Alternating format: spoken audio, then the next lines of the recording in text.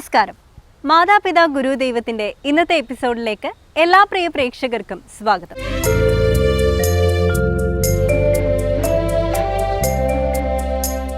നമുക്കൊപ്പം ഇന്ന് അതിഥിയായി ചേരുന്നത് ആളൊരുക്കം തുടങ്ങി മികച്ച സിനിമകളുടെ സിനിമാറ്റോഗ്രാഫറായി പ്രവർത്തിച്ചിട്ടുള്ള ഒരു അതുല്യ പ്രതിഭയാണ്. അദ്ദേഹത്തെ നിറഞ്ഞ സ്നേഹത്തോടു കൂടി നമുക്ക് ഇന്നത്തെ എപ്പിസോഡിലേക്ക് സ്വാഗതം ചെയ്യാം. ശ്രീ സാം ലാൽ പി തോമസ് അവർകളെ.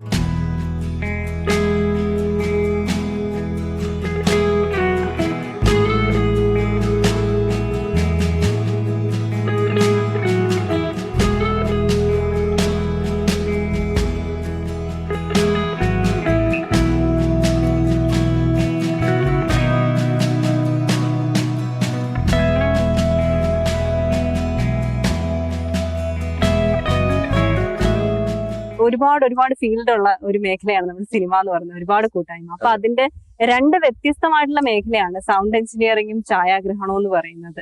അപ്പൊ ഈ ഒരു ട്രാവലിംഗ് എങ്ങനെയായിരുന്നു? ഞാൻ ആദ്യം ശരിക്കും സൗണ്ട് അല്ല, ഞാൻ അത്യാവശ്യം പാട്ടൊക്കെ പാടുമായിരുന്നു. അപ്പൊ ആ കാലത്താണ് എനിക്ക് വർഷങ്ങളായിരുന്നു, 2000 ആ ടൈമിലാണ് നമ്മളെ സിനിമാറ്റോഗ്രാഫർ സനൽ തോട്ടത്തിനെ പരിചയപ്പെടുന്നത്.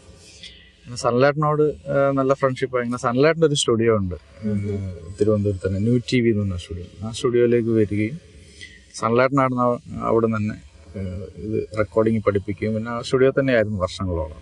അവിടെ നടക്കുന്ന വർക്കുകളിലൊക്കെ ഈ ക്യാമറ കാര്യങ്ങളൊക്കെ ശ്രദ്ധിക്കുമായിരുന്നു. എങ്ങനെയാണ് അത്, അങ്ങനെ ഇവിടുന്ന് ലൈറ്റ് വന്നു, ഇവിടുന്ന് ഇങ്ങനെ ലൈറ്റ് വന്നു, അതൊക്കെ ശ്രദ്ധിക്കുമായിരുന്നു. അവിടെ ചെറിയ സീരിയലും സിനിമയൊക്കെ ചെയ്യുന്ന സമയത്ത് ശ്രദ്ധിക്കുമായിരുന്നു. അങ്ങനെയാണ് 2009 സിനിമാറ്റോഗ്രാഫിയിലേക്ക് ഞാൻ വരുന്നത്. അത് രജു അറമ്പാടി എന്നൊരു ക്യാമറമാനുണ്ട്. രജു ആണ് എൻ്റെ ഗുരു. ഞങ്ങൾ രണ്ടും ഒരേ പ്രായമാണ്, കാഴ്ചയ്ക്ക് ഒരേപോലെ തന്നെയാണ്. രജുവും റെക്കോർഡിസ്റ്റ് സൗണ്ട് റെക്കോർഡിസ്റ്റ് രജു ആണ് എന്നെ ആദ്യമായിട്ട് എനിക്ക് ക്യാമറ എടുത്തൊന്ന് നീ ഇത് വർക്ക് ചെയ്യുക. അപ്പൊ ഞാൻ അവനോട് പറഞ്ഞ ഇതൊന്നും എനിക്ക് പറ്റിയ പണിയൊന്നല്ല എന്ന് പറയാം. അവൻ പിന്നെ പറഞ്ഞല്ല നീ ഇത് വർക്ക് ചെയ്യും. അങ്ങനെ അവൻ്റെ കൂടെയാണ് ഞാൻ ആദ്യമായിട്ട് അസിസ്റ്റൻ്റായിട്ട് പോകുന്നത്, അസോസിയേറ്റ് ആകുന്നത്. രജു തന്നെയാണ് എന്നെ ഇൻഡിപെൻഡൻ്റ് ആക്കുന്നത്. ഇൻഡിപെൻഡന്റ് ആയി ആദ്യമായിട്ട് ഒരു എനിക്ക് തോന്നുന്നു രണ്ടാമത്തെ സിനിമയാണ് ആളൊരുക്കം എന്ന് പറയുന്നത്. അപ്പൊ ആദ്യമായിട്ട് ആ ഒരു ഛായാഗ്രഹണത്തിൽ എത്തുമ്പോ ആ ഒരു ഫിലിമില് എങ്ങനെയായിരുന്നു എക്സ്പീരിയൻസ്? ആദ്യമായിട്ട് പരിചയമില്ലാത്ത കാര്യമല്ല, അസോസിയേറ്റ് ആയിട്ടൊക്കെ ഞാൻ അസിസ്റ്റന്റ് ആയിട്ട് ഒരുപാട് വർക്ക് ചെയ്തിട്ടുണ്ട്. എങ്കിലും ഇൻഡിപെൻഡന്റ് ആവുക എന്ന് പറയുന്നത് കുറച്ചുകൂടി ഒന്ന് റെസ്പോൺസിബിൾ ആവുകയാണ്. ആദ്യം ചെയ്ത സിനിമ എന്ന് പറയുന്നൊരു ആഷാഖാൻ എന്ന് പറഞ്ഞൊരു ഡയറക്ടർ. ആ സിനിമ റിലീസായില്ല. ഒരുപാട് വലിയ വലിയ ആർട്ടിസ്റ്റുകളും കാര്യങ്ങളൊക്കെ ഉള്ളത്. പക്ഷേ എന്തോ ചെറിയ സാങ്കേതിക പ്രോബ്ലം കൊണ്ട് ആ പടം റിലീസായില്ല. രണ്ടാമത് ചെയ്ത പടമാണ് വേദം സിദ്ദിഖ് സാറൊക്കെ ഉള്ളതാണ്. സിദ്ദിഖ് സാർ, അങ്ങനെ സാനിയ അയ്യപ്പൻ്റെ ആദ്യത്തെ പടം. അതാണ് ഞാൻ രണ്ടാമത് ചെയ്ത സിനിമ. പ്രസാദ് യാദവ് ആണ് അതിൻ്റെ ഡയറക്ടർ, സാംസൺ ചേട്ടനാണ് അതിൻ്റെ പ്രൊഡ്യൂസർ. നല്ലൊരു സിനിമയായിരുന്നു. കുറേ ദൈവികമായിട്ടൊക്കെ ഒരുപാട് ബന്ധമുള്ള ഒരു നല്ലൊരു സിനിമ. രണ്ടാമത് ചെയ്ത പടം അത്യാവശ്യം ഓടിയൊരു പടം, നല്ല സിനിമയാണ്. മൂന്നാമത്തെ പടമാണ് VC അഭിലാഷാണ് അതിൻ്റെ ഡയറക്ടർ. ആളൊരുക്കം എന്നാണ് പടം. ഇന്ദ്രൻ സാറിന് സ്റ്റേറ്റ് അവാർഡ് കിട്ടിയ പടം നാഷണൽ അവാർഡാണ്.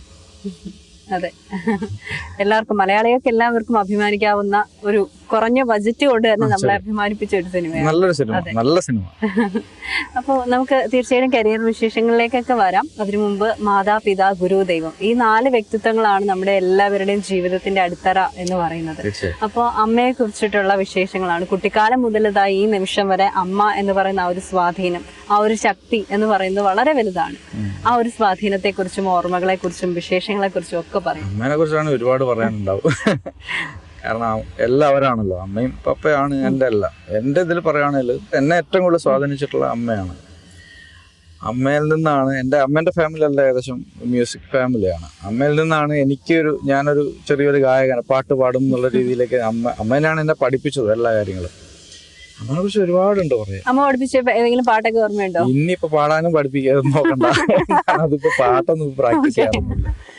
പിന്നെ എന്നെ വളർത്തിയതും വലുതാക്കിയതും പിന്നെ കുറേ ഉണ്ട്. അതൊന്നും പറഞ്ഞാൽ തീരുന്നല്ല. ഒരുപാട് കാര്യങ്ങൾ.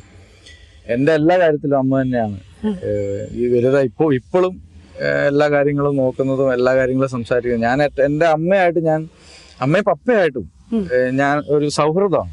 കുട്ടിക്കാലത്തുള്ള രസകരമായിട്ടുള്ള ഓർമ്മയൊക്കെ അമ്മയുമായിട്ടുള്ള? കുട്ടിക്കാലത്തുള്ള ഏറ്റവും കൂടുതൽ ഞാൻ അടി വാങ്ങിച്ചിട്ടുള്ള കാര്യങ്ങളൊക്കെ തന്നെയായിരിക്കും. ഞാൻ കുരുത്തക്കെട്ടായിരുന്നു, അതുകൊണ്ട് പിന്നെ ഒരുപാട് കുരുത്തക്കേടുകളും കാണിക്കുന്ന ഒരാളാണ്. പിന്നെ എല്ലാ സ്ഥലങ്ങളിലും ചെറിയ പാട്ട് പ്രോഗ്രാമിലൊക്കെ പോകുന്നതും പിന്നെ പാടാൻ പോകുന്നതും എല്ലാം അമ്മ വഴി തന്നെയാണ് ഇപ്പോൾ കൊണ്ടുവന്നത്. പണ്ടൊക്കെ ലളിതഗാന മത്സരങ്ങൾക്കൊക്കെ പല സ്ഥലങ്ങളിൽ അമ്മ തന്നെയാണ് കൊണ്ടുപോകാറ്. പപ്പയും ഞാൻ പറഞ്ഞില്ല, ഞാൻ അമ്മയും പപ്പയായിട്ട് ഭയങ്കര ഫ്രണ്ട്സാണ്. ഞങ്ങൾ എല്ലാ കാര്യങ്ങളും തുറന്നു പറയും. പിന്നെ അത് അച്ഛനമ്മ എന്നുള്ളതിൽ ഞങ്ങൾ ഭയങ്കര ഫ്രണ്ട്സാണ് ഇപ്പോഴും. അതേപോലെ തന്നെയാണ് ഞാൻ ചിലപ്പോൾ ഞങ്ങളുടെ നാട്ടിലൊക്കെ പപ്പേൻ്റെ തോളത്തെ കൈയൊക്കെ ഇട്ട് കിടക്കും. പലർക്കും അച്ഛനാണോ എന്നുള്ളത് പലർക്കും തോന്നിയിട്ടുണ്ട്. ഞാൻ കൈയൊക്കെ ഇട്ട് തോളത്തെ കൈ ഇട്ടിട്ടൊക്കെയാണ് നടക്കാറ്. പപ്പ എന്ന് പറയുന്നത് എൻ്റെ നല്ലൊരു കൂട്ടുകാരനാണ്. അമ്മ എന്ന് പറയുന്നത് നല്ലൊരു കൂട്ടുകാരൻ. അമ്മയുടെ ഏറ്റവും കൂടുതൽ ഇൻഫ്ലുവൻസ് ആയിട്ടുള്ള ഏതെങ്കിലും ഒരു ക്വാളിറ്റി ആ ഒരു ക്യാരക്ടറിൽ, ചേട്ടന്റെ ക്യാരക്ടറിലേക്ക് വന്നിട്ടുണ്ടെങ്കിൽ അത് ഏതായിരിക്കും? അമ്മേന്റെ ക്വാളിറ്റി എൻ്റെ അടുത്ത് വന്നിട്ടുള്ളത് എന്താ വെച്ചാല് ചിരിയൊക്കെ ആയിരിക്കും. പിന്നെ അമ്മ അങ്ങനെ ഞാനിതൊരു അമ്മ അങ്ങനെ ദേഷ്യപ്പെടുന്നൊന്നും അങ്ങനെ കണ്ടിട്ടില്ല. പപ്പ അതേപോലെ തന്നെ.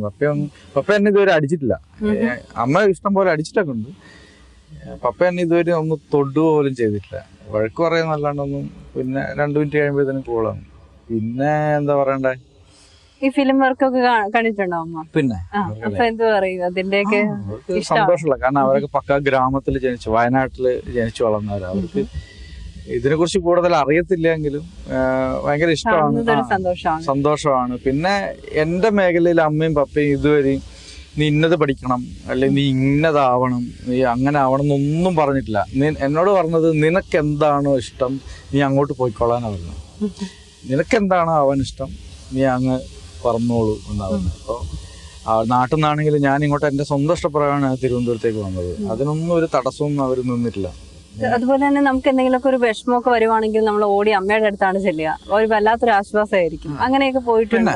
ഇഷ്ടം പോലെ. ഞാൻ അപ്പൊ എന്തെങ്കിലും സങ്കടം കാര്യങ്ങളുടെ അമ്മേനും പപ്പ അങ്ങനെയുള്ള ഏതെങ്കിലും ഒരു ഓർമ്മ ഉണ്ടാവോ? ഇഷ്ടം പോലെ ഓർമ്മകൾ. ഇപ്പൊ തിരുവനന്തപുരത്ത് വന്നതിന് ശേഷം ഒരുപാട് തിക്താനുഭവങ്ങളുണ്ട്. അപ്പൊക്കെ വിഷമങ്ങളൊക്കെ വിളിച്ചു പറയുന്നതൊക്കെ അമ്മേനോടും പപ്പേനോടൊക്കെ തന്നെയാണ് വിളിച്ചു പറയുന്നത്. വേറെ ആരും അങ്ങനെയൊന്നും വിളിച്ചു. പിന്നെ ഞാൻ വിളിച്ചു പറയുന്നത് വയനാട്ടിൽ എൻ്റെ ഒരു ചേട്ടനുണ്ട്, നിഷാന്ത് എന്നാണ് പേര്. ചേട്ടനോട് ആണ് ഞാൻ എല്ലാ കാര്യവും പറയാം. ചേട്ടൻ്റെ അടുത്ത് എല്ലാ കാര്യങ്ങളും പറയും. പിന്നെ ഞങ്ങൾ വർഷങ്ങളായിട്ട് ഡെയിലി വിളിക്കും. ഇപ്പോഴും വിളിക്കാറുണ്ട്. എല്ലാ ദിവസം രാവിലെ വിളിക്കും. ഞാൻ അങ്ങോട്ട് വിളിച്ചിട്ടില്ല, അവൻ എന്നെ ഇങ്ങോട്ട് വിളിക്കും. അതിപ്പോഴും കണ്ടിന്യൂസ് ആയി പോകുന്ന ഒരു കാര്യമാണ്. എൻ്റെ സങ്കടങ്ങൾ ഏറ്റവും കൂടുതൽ ഞാൻ പറയുന്നത് ചേട്ടായിനോടാണ്. പിന്നെ ഇവിടെ വന്നതിന് ശേഷമാണ് പിന്നെ എനിക്ക് എൻ്റെ ഒരു നല്ലൊരു ഫ്രണ്ടുണ്ട്, അവളോട് വിളിച്ചു പറയാം എല്ലാ കാര്യങ്ങളും.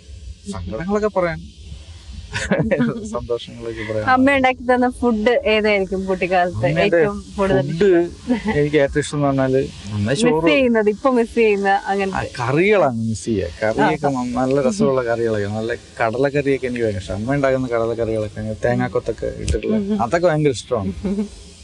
ഫുഡ് നന്നായിട്ട് ഫുഡ് ഉണ്ടാക്കുക വെച്ചാൽ നല്ല രസകരമായിട്ട് ഫുഡ് ഉണ്ടാക്കും. പക്ഷെ എനിക്ക് തോന്നുന്നു ഇപ്പോഴാണ് അമ്മ കുറച്ച് ഉടായ്പായി തുടങ്ങിയത്. ഫുഡൊന്നും അവിടെ ചെല്ലുമ്പോൾ ചിലപ്പോൾ ഞാൻ പറയാം ഇത് കൊള്ളത്തില്ല എന്നൊക്കെ പറയും. ഇപ്പൊ പ്രായമൊക്കെ ആയതിന്റെ ആയിരിക്കും. അച്ഛനിലേക്ക് എത്തുമ്പോ അച്ഛന്റെ ഒരു കർക്കശക്കാരനായ അച്ഛനെയാണോ അതോ സൗഹൃദമാണോ? അങ്ങനെ ഒരു സംഭവമേ ഇല്ല. എന്റെ ഫാദർ ഫുൾ ടൈം ചിരിച്ചോണ്ടിരിക്കുന്നതാണ്. ഈ പഠനകാലത്തൊക്കെ അച്ഛന്റെ സ്വാധീനം എങ്ങനെയാണ്? ഒന്നുമില്ല, അത് എല്ലാം അമ്മ തന്നെയൊക്കെ. അങ്ങനെ പഠനം എന്ന് പറഞ്ഞാൽ എന്നെ അങ്ങനെ നീ പഠിക്കുക എന്റെ അടുത്ത് ഇതുവരെ അങ്ങനൊന്നും പറഞ്ഞിട്ടില്ല. ഞാൻ പഠിക്കാൻ അത്ര വലിയ നല്ലവനൊന്നും അല്ല. ഒരു നോർമൽ ഒരാളാണ്. ഭയങ്കരമായിട്ട് പഠിക്കുന്ന ഒരാളോ ഒന്നുമല്ല. ഞാൻ നല്ല രീതിയിൽ പിന്നെ എന്താ പറയുക കുരുത്തക്കേട് കാണിക്കുന്ന ഒരു മനുഷ്യൻ. അല്ലാണ്ട് ഭയങ്കര പഠിപ്പിഷ്ടം ഒന്നുമില്ല, പഠിപ്പിഷ്ടമൊന്നുമല്ല. പിന്നെ അതുപോലെ പപ്പയും അമ്മയൊന്നും നീ ഭയങ്കരമായിട്ട് പഠിക്കണം എന്നൊന്നും എന്നെ ഇതുവരെയും കമ്പയർ ചെയ്തിട്ടുമില്ല. പഠിക്കണം, എന്നെ എല്ലാ സ്വാതന്ത്ര്യം തന്നിട്ടുണ്ട്. ഞാൻ പിന്നെ എന്തൊക്കെയാണോ ചെയ്യേണ്ടത്, ഒരു സാധാരണ ഒരു അമ്മയും അച്ഛനും കൊടുക്കുന്ന പോലെ തന്നെ ഞാൻ ചെളിയിൽ കളിക്കണമെങ്കിൽ ചെളി കളിക്കാം. അല്ലാണ്ട് അങ്ങനെ ഒരു കർക്കഷ്ടമായിട്ടുള്ള ഒരു അച്ഛനും അമ്മയും അല്ല എൻ്റെ പപ്പയമ്മയും. പപ്പയൊന്നും ഇപ്പോഴൊന്നും ഒന്നും പറയല്ലോ. പപ്പ ഞാൻ നല്ല കമ്പനി. ഞാൻ പപ്പയുടെ പേര് ലോനപ്പ, ഞാൻ ഫോൺ വിളിക്കുമ്പോൾ ഹലോ ലോനപ്പ എന്നൊക്കെ വിളിക്കാം. അങ്ങനെ ഒരു ഇതൊന്നും അമ്മയും പപ്പയായിട്ടൊന്നും. ഞങ്ങൾ നല്ല ഫ്രണ്ട്സാ അമ്മയും പപ്പയായിട്ട്. നല്ല കൂട്ടാണ്, നല്ല കമ്പനിയാണ്. എൻ്റെ അടുത്തും അങ്ങനെ ചോദിക്കാം എന്നടാ പരിപാടി എന്നൊക്കെയാ ചോദിക്കുക. അങ്ങനെ പപ്പയും തന്നെ ഇതൊരു ഞാൻ പറഞ്ഞില്ല അവാർഡൊക്കെ കിട്ടുമ്പോഴേക്കും എങ്ങനെയായിരുന്നു അവരുടെയൊക്കെ ഭയങ്കര സന്തോഷം? അയ്യോ ഭയങ്കര സന്തോഷമായിരുന്നു. വന്നിരുന്നു അവാർഡ് റിസീവ്? ഇല്ലില്ല, വന്നിട്ടില്ല. ഒരു കോഴിക്കോടാണല്ലോ താമസിക്കുന്നത്. കോഴിക്കോട് ഞാനും ഫാമിലി മാത്രമേ ഇങ്ങോട്ട് താമസമുള്ളൂ. അച്ഛനെയും അമ്മയെ കുറിച്ച് നമ്മൾ പറഞ്ഞു തുടങ്ങുവാണെങ്കിൽ ഒരുപാട് വിശേഷങ്ങളും നല്ല നല്ല ഓർമ്മകളും ഒക്കെ ഉണ്ടാവും. നല്ല രസകരമായിട്ടുള്ള സംഭവങ്ങൾ എന്തായിരിക്കും ഉണ്ടായിരിക്കുക നമുക്ക് ഓർത്തെടുത്ത് പറയാൻ കണക്കിന്? അവരെ കുറിച്ച് ഓർക്കുമ്പോ തന്നെ ഇത്രയും നല്ലൊരു കാര്യം ഉണ്ടായിട്ടുണ്ട്. അപ്പയുടെ അമ്മയുടെ ഒക്കെ അവരെ മിസ് ചെയ്യുന്ന വെച്ചാല് വയനാട്ടിലെ ഒരു ചെറിയൊരു കുന്നുണ്ട്. കുന്നില് നല്ല കുന്നാണ്, അവിടെ നല്ല രസമാണ് കാണാൻ. ഞങ്ങളെല്ലാവരും കൂടി അവിടെ പോയി അമ്മേൻ്റെ അനിയത്തിമാർ, അമ്മേൻ്റെ ആങ്ങളമാർ, അതൊക്കെ എൻ്റെ ഓർമ്മകളാണ് പണ്ടത്തെ. ഞാനാണ് ഏറ്റവും ചെറുത്. ഞങ്ങൾ ആ വലിയ കുന്നിൻ്റെ മുകളിൽ പോയിട്ട് വൈകുന്നേരമൊക്കെ ആകുമ്പോൾ പോയിട്ട് പാളയിലൊക്കെ ഊർന്ന് കളിക്കും. പിന്നെ അവിടെ ഇങ്ങനെ എല്ലാവരും കൂടി ഇരുന്ന് പിന്നെ കളിക്കുകയൊക്കെ ചെയ്യായിരുന്നു.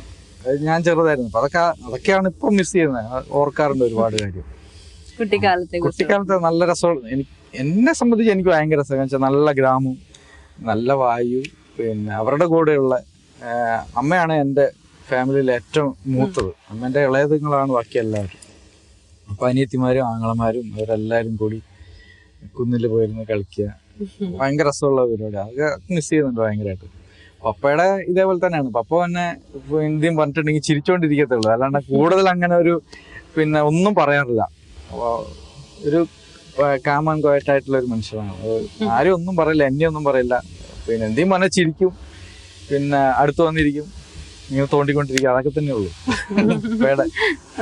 സൗണ്ട് എഞ്ചിനീയർ എന്ന നിലയിൽ നിന്നുകൊണ്ട് സിനിമാറ്റോഗ്രാഫർ എന്നൊരു രീതിയിലേക്ക് മാറുകയാണ്. അപ്പോൾ തീർച്ചയായിട്ടും ഒരുപാട് ഫീൽഡിൽ എക്സ്പീരിയൻസ് ഉണ്ട്.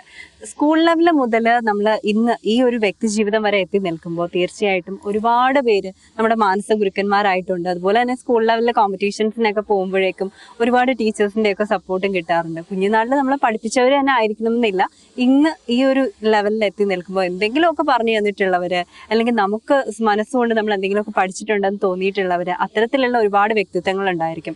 അപ്പോൾ ആ അത്തരത്തിലുള്ള ഗുരുക്കന്മാരെ കുറിച്ചിട്ടുള്ള ഓർമ്മകൾ എന്തൊക്കെയായിരിക്കും? അമ്മയ്ക്ക് തുല്യം തോന്നിയിട്ടുള്ള ഒരു ടീച്ചറിനെ കുറിച്ചും ഒക്കെ നമുക്ക് പറയാൻ കാണും അല്ലേ? എനിക്ക് എൻ്റെ അമ്മ കഴിഞ്ഞാല് സാറാമ്മ എന്ന് പറഞ്ഞ ടീച്ചറുണ്ട്, സാറാമ്മ ടീച്ചർ.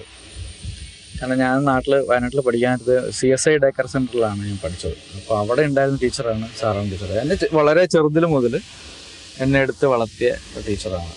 പഠിക്കുന്ന വലുതാകുന്നവരെ 8ാം ക്ലാസ് വരെ ആ ടീച്ചർ തന്നെയാണ്. അവിടെ കുറേ കുട്ടികളുണ്ട്, പക്ഷെ എന്നോടൊരു പ്രത്യേക ഇഷ്ടവും എന്നോടൊരു വാത്സല്യമൊക്കെയുള്ള ഒരു ടീച്ചറാണ് സാറാമ്മ ടീച്ചർ. ആ ടീച്ചർ ഇപ്പോഴും എനിക്ക് മിസ് ചെയ്യാറുണ്ട്. ഞാൻ 2 ദിവസം മുമ്പ് കൂടി ടീച്ചറെ വിളിക്കാറുണ്ട്, ഇപ്പോഴും വിളിക്കാറുണ്ട്. ഇപ്പോൾ ടീച്ചർ ഉള്ളത് തൃശ്ശൂരാണ് ടീച്ചറുള്ളത്, പിന്നെ മക്കളുടെ കൂടെയൊക്കെയാണ്. ഇപ്പോഴും വിളിക്കാറുണ്ട്. അതെൻ്റെ അമ്മ തന്നെയാണ്, അതല്ലാണ്ട് ടീച്ചറല്ല, അത് അമ്മ തന്നെയാണ്. എനിക്ക് ഭയങ്കര ഇഷ്ടമാണ്.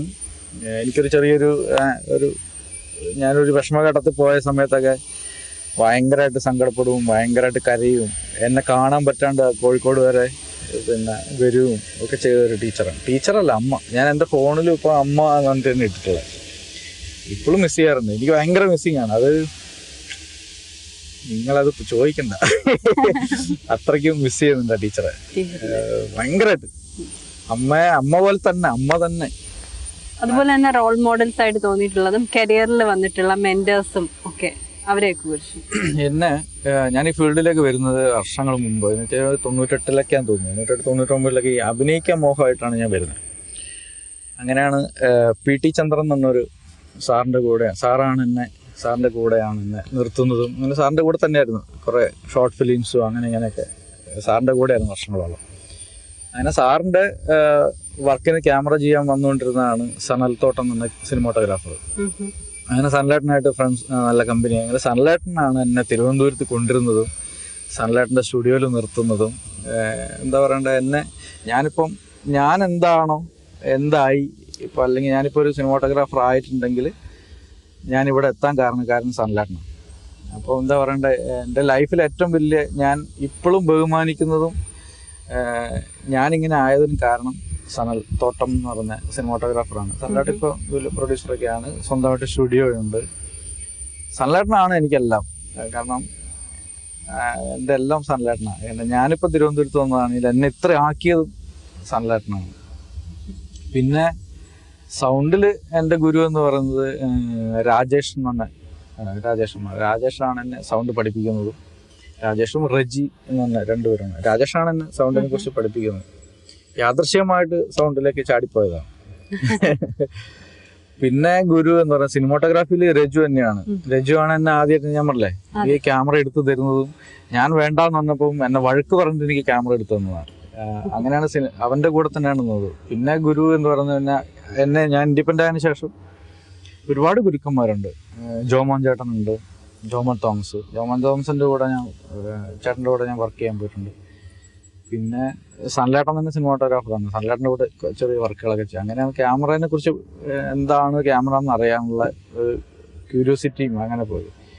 പിന്നെ ഗുരുക്കന്മാരായിട്ട് ഒരുപാട് പേരുണ്ട്. പിന്നെ എന്നെ ഏറ്റവും കൂടുതൽ നമ്മുടെ മാനസ ഗുരുക്കന്മാരെ കുറിച്ചിട്ട് ഇതിപ്പോ നമുക്ക് പ്രത്യക്ഷത്തിൽ കിട്ടിയതാണ്, അനുഭവിച്ചറിഞ്ഞവരാണ്. മാനസ ഗുരുക്കന്മാർ ആരൊക്കെയാണ്? അത് ഒരുപാട് പേരുണ്ട്. ഇഷ്ടപ്പെടുന്ന ഒരുപാട് ഗുരുക്കന്മാരുണ്ട്. ഞാൻ വർക്ക് ചെയ്യാത്ത ഏറ്റവും കൂടുതൽ ഇഷ്ടം നമ്മുടെ ഫ്രണ്ട്സ് പോലും നമുക്ക് എന്തെങ്കിലുമൊക്കെ കാര്യങ്ങൾ പറഞ്ഞു സപ്പോർട്ട് ചെയ്യുന്നതും അങ്ങനെ ഒരുപാട് പേരുണ്ട്. ജോമൻ ചേട്ടനാണെങ്കിൽ തന്നെ പറഞ്ഞു തരാറുണ്ട്. ഷഹനാദേട്ടൻ്റെ കൂടെ ഞാൻ വർക്ക് ചെയ്തിട്ടുണ്ട്. ഷഹനാദേട്ടൻ പറഞ്ഞു തന്നിട്ടുണ്ട്.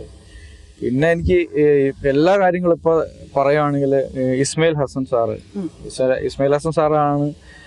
പിന്നെ ഞാൻ സംഘടനയിൽ വെച്ചാൽ നമ്മളെ സിനിമാറ്റോഗ്രാഫി യൂണിയനിലേക്ക് വന്ന അന്ന് മുതലേ ഉള്ള ഒരു ബന്ധമാണ്. എന്നെ അനിയാന്നാണ് വിളിക്കുക, സാമയെന്ന് വിളിക്കുകയാണ്. എല്ലാവരോടും എന്നെ പരിചയപ്പെടുന്നത് ഇതെൻ്റെ അനിയനാണെന്നാണ് പറയാം.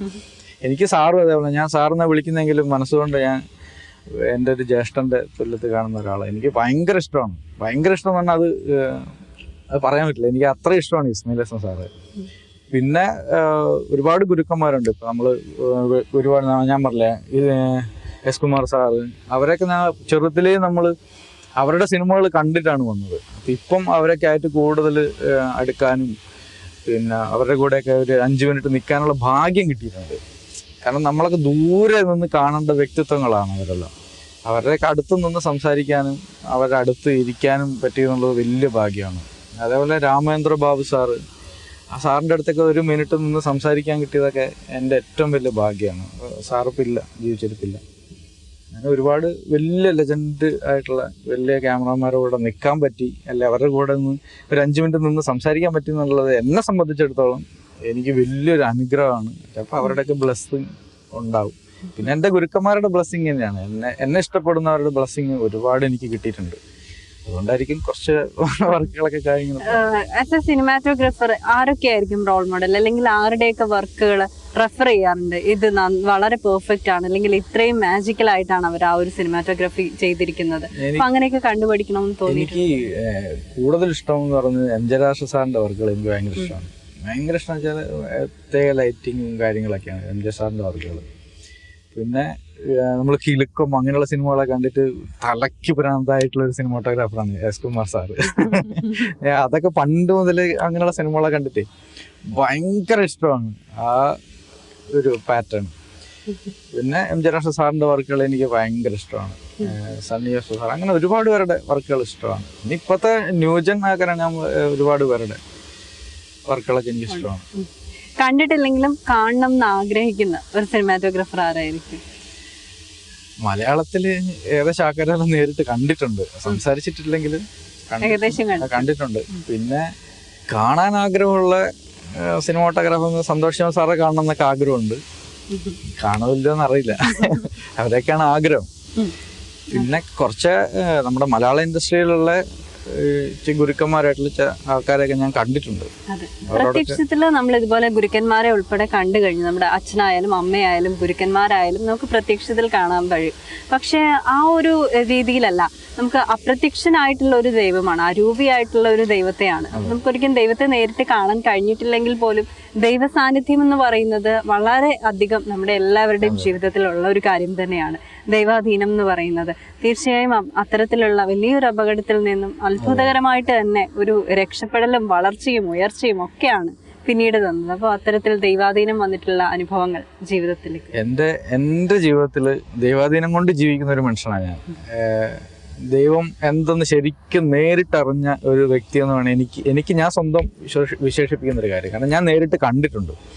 ദൈവത്തെ നേരിട്ട് കാണുകയും എന്താ പറയണ്ടേ, ദൈവം എന്നുള്ളൊരു ഒരാൾ ഉള്ളത് കൊണ്ട് മാത്രം ജീവിച്ചു നടക്കുന്ന ഒരു മനുഷ്യനാണ് ഞാൻ. വലിയൊരു ആക്സിഡൻറ്റിലൂടെ പിന്നെ കടന്നു വന്ന ഒരാളാണ്. അപ്പോൾ ആ അത്രയും വഴികളിൽ ഞാൻ എന്നും കണ്ടുകൊണ്ടിരുന്നത് എൻ്റെ ദൈവത്തെ തന്നെയാണ്. അപ്പം അത് എനിക്ക് പെട്ടെന്ന് എണീക്കാൻ പറ്റില്ല, കണ്ണ് കാണില്ല എന്നൊക്കെ പറഞ്ഞപ്പോഴും ഞാൻ വിശ്വസിക്കുന്ന എൻ്റെ തമ്പുരാനാണ് എന്നെ ഇപ്പോൾ നടത്തുന്നതും എന്നെ കൈപിടിച്ച് നടത്തുന്നത്. എൻ്റെ ഫ്രണ്ടിലാണ്, എന്നെ ഇങ്ങനെ പിടിച്ചിട്ട് നീ വാ എന്ന് പറഞ്ഞ് നടത്തുന്ന ഒരാളാണ് എൻ്റെ ദൈവം. എന്നും ദൈവത്തെ ഓർക്കാറുണ്ട്. എന്നും ദൈവത്തിനോട് മാത്രമേ ഞാൻ ഇപ്പോഴും എന്താ പറയണ്ടേ, എൻ്റെ തമ്പുരാനോട് നന്ദി പറയുകയും തമ്പുരാൻ വഴിയാണ് ഞാൻ നടക്കുന്നതും എന്നെ ഓരോ ദിവസവും രാത്രി കിടന്നുറങ്ങുമ്പോഴും എന്നെ കാത്തു പരിപാലിക്കുന്നതും നേരം പുലർന്ന് എന്നെ ജീവനോടെ എൻ്റെ കണ്ണ് തുറന്ന് എനിക്ക് ഭൂമിയെ കാണിച്ചു തരുന്നൊക്കെ ദൈവം തന്നെയാണ്. തമ്പുരാനില്ലാണ്ട് എൻ്റെ ജീവിതത്തിൽ എൻ്റെ ഏറ്റവും വലുതും എന്നെ നയിച്ചുകൊണ്ട് പോകുന്നതും എൻ്റെ തമ്പുരാനാണ്, എൻ്റെ ദൈവമാണ്. എന്നും പ്രാർത്ഥിക്കാറുണ്ട്, കുടുംബത്തോടെ നിന്നും പ്രാർത്ഥിക്കാറുണ്ട്, അല്ലാണ്ട് കിടക്കാനായിട്ട് സ്വന്തം ഇരുന്ന് പ്രാർത്ഥിക്കാറുണ്ട്.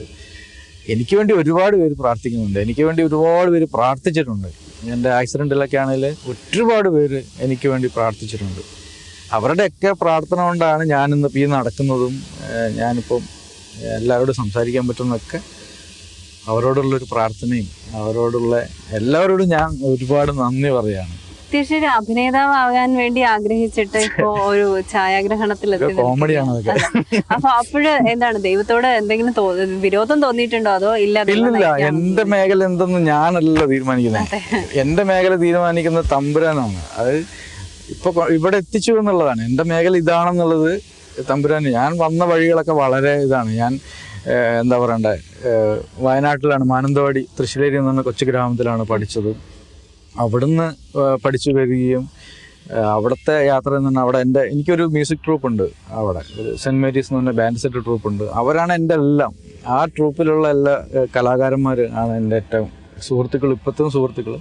അവിടെ ഒരു ക്ലബ്ബുണ്ട്, പ്രതിഭ എന്നുണ്ട്. അവിടുത്തെ ഈ സുഹൃത്ത് ബന്ധമാണ് എന്നെ ഇത്രയാക്കിയത്. ഞാനെന്തെന്ന് പറയാൻ കാരണം, അപ്പം ഞാൻ വന്ന വഴികൾ പല മേഖലയിലൂടെ വന്നിട്ടുണ്ട്, വായിച്ചിട്ടുണ്ടാവുമല്ലോ. അപ്പം അതിനകത്തുനിന്ന് തമ്പുരാൻ തീരുമാനിച്ചതാണ് നീ ഇന്നതാണെന്നുള്ളത്.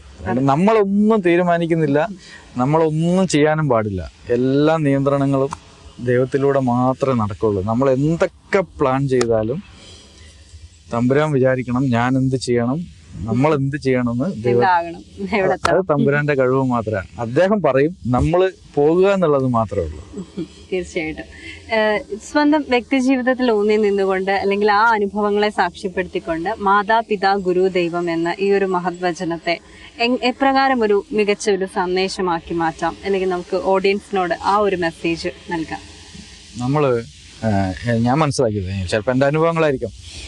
നമ്മൾ പല സമയങ്ങളിൽ ചിലപ്പോൾ നമ്മൾ ദേഷ്യം വരുമ്പോൾ പപ്പേനോടും അമ്മേനോടൊക്കെ ദേഷ്യം പെടുകയും, അല്ലെങ്കിൽ നമ്മുടെ ഗുരുക്കന്മാരോട് ദേഷ്യപ്പെടും, മറ്റുള്ളവരൊക്കെ ദേഷ്യപ്പെടും, കാര്യങ്ങളൊക്കെ ചെയ്യും. പക്ഷെ ഇതൊന്നും നമ്മൾ നന്നാവാൻ വേണ്ടിയിട്ടാണ്. അമ്മ അച്ഛനും അമ്മയും ഗുരുക്കന്മാരൊക്കെ നമ്മളെ വഴക്ക് പറയുന്നതും ദേഷ്യപ്പെടുന്നതും ഒക്കെ നമ്മൾ നന്നാവാനാണ്. ആ സമയത്ത് നമുക്ക് അവരോട് നീരസം തോന്നിയിട്ട് കാര്യമില്ല. നമ്മുടെ ജീവിതത്തിൽ നമ്മൾ എന്താകുന്നു, നമ്മൾ എന്താണ്, അത് മാതാവിൻ്റെയും പിതാവിൻ്റെയും ഗുരുക്കന്മാരുടെയും അനുഗ്രഹം കൊണ്ട് മാത്രമാണ്. അല്ലാണ്ട് ഒരിക്കലും ഞാൻ സ്വന്തമായിട്ട് ഒന്നും ഉണ്ടാക്കാനും പറ്റില്ല, എനിക്ക് സ്വന്തമായിട്ടൊന്നും ചെയ്യാൻ പറ്റില്ല, എനിക്ക് സ്വന്തമായിട്ടൊന്നും നേടാനും കഴിയില്ല. അതെല്ലാം ഗുരുക്കന്മാരുടെയും അമ്മ പപ്പ അങ്ങനെ അവരുടെയൊക്കെ പ്രാർത്ഥനകളാണ്. നമ്മൾ എന്ത് ചെയ്താലും, ഞാനിപ്പോൾ ഒരു അച്ഛനാണ്, എനിക്ക് മക്കളുണ്ട്. അപ്പം അവരെന്ത് ചെയ്താലും നമുക്ക് ദേഷ്യം തോന്നിയാലും നമ്മൾ അവർക്ക് വേണ്ടിയേ പ്രാർത്ഥിക്കുള്ളൂ. അതേപോലെ എൻ്റെ പപ്പയും അമ്മയും ഞാൻ എന്ത് ചെയ്താലും ഞാൻ നന്നാവാൻ വേണ്ടിയിട്ടേ പ്രാർത്ഥിക്കാറുള്ളൂ. അതേപോലെ നമ്മുടെ ഗുരുക്കന്മാരും അങ്ങനെ തന്നെയാണ്. അവൻ നന്നാവണം എന്ന് മാത്രമേ പറയുള്ളൂ. ചീത്ത അവരൊന്നും ഒരു ഗുരുക്കന്മാരും പറയില്ല, അവർക്കത് പറയാൻ കഴിയില്ല. തീർച്ചയായും. അതുപോലെ തന്നെ ഫാമിലിയും എപ്പോഴും സപ്പോർട്ട് തന്നെ. തീർച്ചയായും ഒരു ബഹുമുഖ പ്രതിഭയാണ് എന്ന് തന്നെ പറയേണ്ടതായിട്ട് വരും. സിനിമയുടെ വിവിധ മേഖലകളെ കുറിച്ച് അറിയാം, ആഴത്തിൽ അറിഞ്ഞുകൊണ്ടേ ഇരിക്കുകയും ചെയ്യുന്നു. അത്തരത്തിൽ ഒരുപാട് നല്ല നല്ല ചിത്രങ്ങൾ ഒക്കെ ഞങ്ങൾ പ്രേക്ഷകർക്ക് ലഭിക്കട്ടെ, ഒരുപാട് മികച്ച പ്രോജക്റ്റുകളുടെ ഭാഗമാകാൻ കഴിയട്ടെ എന്നൊക്കെ ആശംസിക്കുകയാണ്. ഇത്രയും ചുരുങ്ങിയ സമയം കൊണ്ട് വളരെ നേർത്ത രീതിയിൽ അല്ലെങ്കിൽ വളരെ തുറന്ന പറച്ചിലുകളോടുകൂടി ജീവിതത്തെ ഞങ്ങളുടെ മുമ്പിലേക്ക് തുറന്നു കാട്ടിയതിനൊക്കെ ഒരുപാട് സന്തോഷമുണ്ട്. ഞങ്ങൾക്കൊപ്പം ഇത്രയും അധികം സമയം ചെലവഴിച്ചതിൽ നന്ദി രേഖപ്പെടുത്തുകയാണ്. അതോടൊപ്പം തന്നെ മാതാപിതാ ഗുരു ദൈവത്തിന്റെ ഇന്നത്തെ എപ്പിസോഡ് ഏതാണ്ട് ഇവിടെ വൈൻഡപ്പ് ചെയ്യാൻ സമയമായിരിക്കുകയാണ്. അതുകൊണ്ട് തന്നെ തീർച്ചയായും നിങ്ങൾ അറിയുവാനും പരിചയപ്പെടാനും ആഗ്രഹിക്കുന്ന മറ്റൊരു വ്യക്തിത്വവുമായി നമുക്ക് കണ്ടുമുട്ടാം. അതുവരെ നന്ദി.